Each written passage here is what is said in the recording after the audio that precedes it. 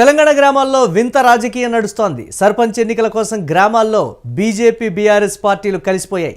పలు గ్రామాల్లో ఉమ్మడిగా అభ్యర్థిని నిలబెడుతున్నాయి రెండు పార్టీలు. మెజారిటీ స్థానాల్లో బీఆర్ఎస్ అభ్యర్థులకు బీజేపీ సపోర్ట్ ఇస్తోంది. వార్డు మెంబర్ల విషయంలో బీజేపీకి సపోర్ట్ ఇస్తోంది బీఆర్ఎస్. ఇక కాంగ్రెస్ పార్టీని ఎదుర్కొనేందుకు ఉమ్మడి అభ్యర్థిని పెడుతున్నాయి పార్టీలు. గ్రామాల్లో ఇప్పటికే తొలి దశ నామినేషన్లు ముగిసిపోయాయి. ఇక రెండవ దశ నామినేషన్లు అయితే కొనసాగుతున్నాయి. ఇప్పటికే పలు చోట్ల గ్రామ పంచాయతీలు ఏకగ్రీవమైనటువంటి పరిస్థితి కూడా ఉంది. పలు చోట్ల లక్షలు పలుకుతున్నాయి సర్పంచ్ పదవులు. ఇక ఓటర్లను ఆకట్టుకునేందుకు విందులిస్తున్నారు అభ్యర్థులు. దీనిపై మరిన్ని అప్డేట్స్ మా కరెస్పాండెంట్ క్రాంతి అందిస్తారు. క్రాంతి, ఎలా చూడాలి? గ్రామాల్లో ఒక వింతైనటువంటి పరిస్థితి. వార్డు మెంబర్ల విషయంలో ఒకరికి, సర్పంచుల విషయంలో మరొకరికి మద్దతు ఇస్తున్నటువంటి పరిస్థితి. మొత్తానికి బీజేపీ బీఆర్ఎస్ ఒక సమన్వయంతో ముందుకు వెళుతూ కాంగ్రెస్ పార్టీని ఢీకొట్టేటువంటి పనిలో ఉన్నాయి. ఎలా చూడాలి ఈ పరిణామాన్ని? మురళి, తెలంగాణలో పంచాయతీ ఎన్నికల నగారం మోగింది.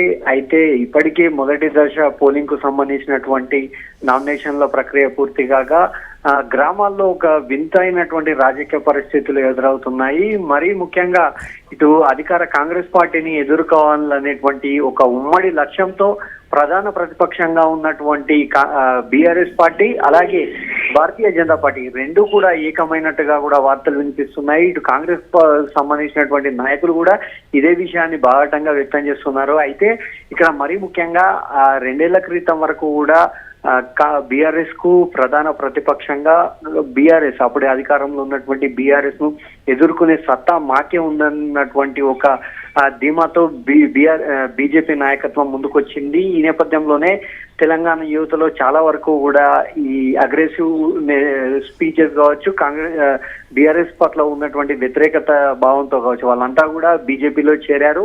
కానీ అనంతరం జరిగినటువంటి ఫలితాల్లో కాంగ్రెస్ పార్టీ అనూహ్యంగా పుంజుకుంది. రేవంత్ రెడ్డి నాయకత్వంలో రాష్ట్రంలో అధికారం చేపట్టింది. అయితే ఇప్పుడు ఈ అధికారంలో ఉన్నటువంటి కాంగ్రెస్ పార్టీని ఎదుర్కోవాలంటే ఉమ్మడి శత్రువుగా భావించి ముందుకు సాగాలనేటువంటి ఒక దృఢ నిశ్చయానికి ఇటు బీఆర్ఎస్ అటు బీజేపీ నాయకులు వచ్చినట్టుగా సమాచారం అందుతుంది. ఈ నేపథ్యంలోనే చాలా గ్రామాల్లో కాంగ్రెస్ పార్టీ నిలిపినటువంటి అభ్యర్థిని ఓడించి ముందుకు సాగాలంటే ఉమ్మడి ప్రయత్నంగా, ఉమ్మడి అభ్యర్థులుగా తమకు సంబంధించినటువంటి నాయకులను నిలబెట్టాలనేటువంటి ఒక ఆలోచనలకు ఇరు పార్టీల నాయకులు వచ్చినట్టుగా తెలుస్తోంది. ఈ నేపథ్యంలోనే చాలా గ్రామాల్లో ఎక్కడికక్కడ ఏ పార్టీకి అయితే బలం ఉంటుంది, అలాగే అభ్యర్థికి ఉన్నటువంటి పలుకుబడి, ఈ రెండింటిని అంచనాలను బేరీజు వేసుకుంటూ స్థానిక నాయకత్వం ఇక్కడ ఒక పొత్తును అనేటువంటిది ముందుకు తీసుకొస్తుంది. దీనికి ఆయా పార్టీల ఇటు బీజేపీ కావచ్చు, అటు బీఆర్ఎస్ కు సంబంధించినటువంటి రాష్ట్ర స్థాయి నాయకత్వం కూడా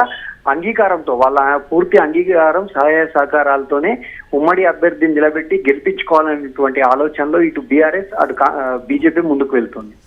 దీనికి సంబంధించి స్థానిక సంస్థల వరకే పరిమితం అవుతుందా? భవిష్యత్తులో రాబోయే ఎన్నికల్లో కలిసి వెళ్తారా అనే వరకు కూడా చర్చించుకుంటున్నటువంటి పరిస్థితి ఉంది. సరే, గ్రామాల్లో కావచ్చు, లేకపోతే రాష్ట్ర స్థాయి నాయకత్వం విషయంలో కావచ్చు, అంతర్గతంగా జోరుగా జరుగుతున్నటువంటి చర్చ, ఆ స్థాయి అవగాహన ఉంటుందంటారా? అయితే 2023 అసెంబ్లీ ఎన్నికల నుండి కూడా ఇటు బీఆర్ఎస్ కు కావచ్చు, అటు బీజేపీకి కావచ్చు, కొన్ని స్పెసిఫిక్ ప్రాంతాల్లో ఒక రహస్య ఒప్పందం జరిగిందనేటువంటి ఆరోపణలు అప్పట్లో కూడా వ్యక్తమయ్యాయి. ఎందుకంటే ఇప్పుడు వాస్తవానికి గ్రామీణ ప్రాంతాల్లో, తెలంగాణకు సంబంధించినటువంటి గ్రామీణ ప్రాంతాల్లో, మరీ ముఖ్యంగా ఉత్తర తెలంగాణ జిల్లాల్లో ఇటు కరీంనగర్ కావచ్చు, వరంగల్ కావచ్చు, అలాగే ఆదిలాబాద్, నిజామాబాద్ ఈ ప్రాంతాల్లో కాంగ్రెస్ పార్టీకి సంబంధించిన అభ్యర్థులు ఎవరైతే ఓడిపోయారో, ఎక్కడైతే బీఆర్ఎస్ కు సంబంధించినటువంటి ఎమ్మెల్యేలు, బీజేపీకి సంబంధించినటువంటి ఎమ్మెల్యేలు గెలిచారు. ఈ ప్రాంతాల్లో స్పష్టంగా ఒక రాజకీయ అవగాహన మేరకు అప్పట్లో ఒక ఫ్రెండ్లీ కంటెస్ట్ జరిగినట్టుగా వార్తలు వచ్చాయి. ఫలితాలు కూడా అలాగే ఉన్నాయి. అయితే అనంతరం జరిగినటువంటి 6 నెలల గ్యాప్ లో జరిగినటువంటి పార్లమెంట్ లోక్సభ ఎన్నికల్లో మాత్రం ఫలితాలు పూర్తి డిఫరెంట్ గా వచ్చాయి. ఎందుకంటే అప్పటి వరకు సుమారు 10 ఏళ్ల పాటు ఇటు రాష్ట్రాన్ని పాలించినటువంటి బీఆర్ఎస్ ఉద్యమ పార్టీగా, తెలంగాణ రాష్ట్రాన్ని సాధించిన పార్టీగా గుర్తింపు పొందినటువంటి బీఆర్ఎస్ లోక్సభ ఎన్నికల్లో పూర్తిగా మొత్తం 17 స్థానాల్లో పోటీ చేసి జీరో ఒక్క దగ్గర కూడా గెలుపు సాధించలేకపోయింది. ఈ 16 స్థానాల్లో కూడా మొత్తం 17 ఉంటాయి. అందులో ఒకటి అసదుద్దీన్ ఓవైసీ హైదరాబాద్ ని మినహాయించినట్టయితే మిగతా 16 స్థానాల్లో బీజేపీకి సంబంధించినటువంటి ఎంపీలు విజయం సాధించారు. మిగిలిన 8 స్థానాల్లో కాంగ్రెస్ విజయం సాధించింది.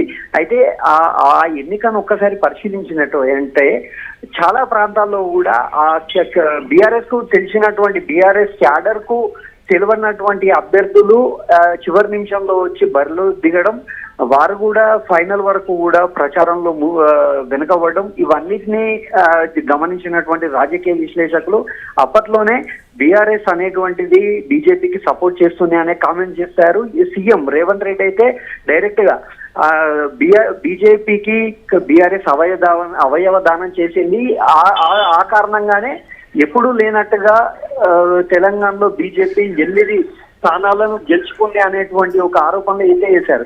అనంతరం జరిగినటువంటి కరీంనగర్ ప్లస్ మెదక్కు సంబంధించినటువంటి పట్టభద్రుల ఎన్నికల్లో కూడా ఈ బీజేపీకి సంబంధించినటువంటి నేతలే విజయం సాధించారు. ఇటు మాలకొండ కావచ్చు, అలాగే ఇక్కడ మల్క కుమ్రయ్య కావచ్చు, అలాగే అంజిరెడ్డి కావచ్చు, వీళ్ళిద్దరూ కూడా పట్టభద్రుల నియోజకవర్గాల నుండి కాంగ్రెస్ పార్టీ అభ్యర్థులను ఓడించి బీజేపీ తరఫున విజయం సాధించారు. అప్పట్లో కూడా బీజేపీకి సంబంధించినటువంటి అభ్యర్థులకు బీఆర్ఎస్ ఓపెన్ గా సపోర్ట్ చేసింది ఓట్ బ్యాంక్. అంటే ఇక్కడ ఒక విషయాన్ని కూడా మనం గుర్తించాలి. అప్పుడు జరిగినటువంటి ఎమ్మెల్సీ ఎన్నికల్లో ఏకంగా అభ్యర్థులను కూడా బీఆర్ఎస్ నిలబెట్టలేదు, కానీ వాళ్ళ శ్రేణులకు మాత్రం ఖచ్చితంగా బీజేపీకి సంబంధించినటువంటి అభ్యర్థుల విజయానికి సహకరించాల్సిందిగా ఇంటర్నల్ ఇండికేషన్స్ ఇచ్చింది.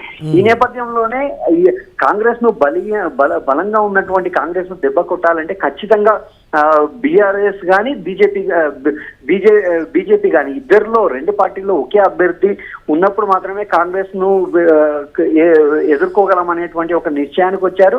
తాజాగా జరిగినటువంటి జూబ్లీస్ ఎన్నికల్లో కూడా కొంతవరకు ఇదే కంటెస్ట్ జరిగింది. ఎందుకంటే బలహీనమైనటువంటి అభ్యర్థిగా గత ఎన్నికల్లో పోటీ చేసి ఓడిపోయినటువంటి అభ్యర్థిగా లెంకల దీపక్ రెడ్డికి పేరున్నప్పటికీ బీజేపీ అధినాయకత్వం కూడా ఖచ్చితంగా ఇక్కడ మాగంటి సునీత విజయం సాధించాలి అనేటువంటి ఆలోచనతోనే ముందుకొచ్చింది. లెంకల దీపక్ రెడ్డికి టికెట్ కేటాయించింది అనేటువంటి ఆరోపణలు వచ్చాయి. ఫలితాల్లో కూడా అదే రిఫ్లెక్ట్ అయింది. ఎందుకంటే 23 ఫలితాల్లో 25,000 పైచిలకు ఓట్లను సాధించినటువంటి దీపక్ రెడ్డి మొన్న జరిగినటువంటి ఉప ఎన్నికల్లో కేవలం 10-14 వేలకు పరిమితం కావడం అనేటువంటిది కూడా ఇక్కడ అన్ని కాంగ్రెస్ పార్టీ చేస్తున్నటువంటి ఆరోపణలకు బలాన్ని ఇస్తుంది. Right, thanks for updates Kranti. ఇక కాంగ్రెస్ పార్టీని ఎదుర్కొనేందుకైతే ఉమ్మడి అభ్యర్థిని పార్టీలు పెడుతున్నటువంటి పరిస్థితి ఉంది. గ్రామాల్లో ఒక డిఫరెంట్ సిచ్యువేషన్ అయితే కనిపిస్తోంది. ఇప్పటికే ముగిశాయి, తొలి దశ నామినేషన్లు అయితే అయిపోయాయి. ఇక రెండవ దశ నామినేషన్లు కొనసాగుతున్నటువంటి ప్రస్తుత పరిస్థితుల్లో దీనికి సంబంధించి బీజేపీ బీఆర్ఎస్ కలిసిపోయాయి, ఉమ్మడి అభ్యర్థుల్ని నిలబెడుతున్నాయనేటువంటిది అయితే గ్రామాల్లో ఒకంత చర్చించుకుంటున్నటువంటి పరిస్థితి.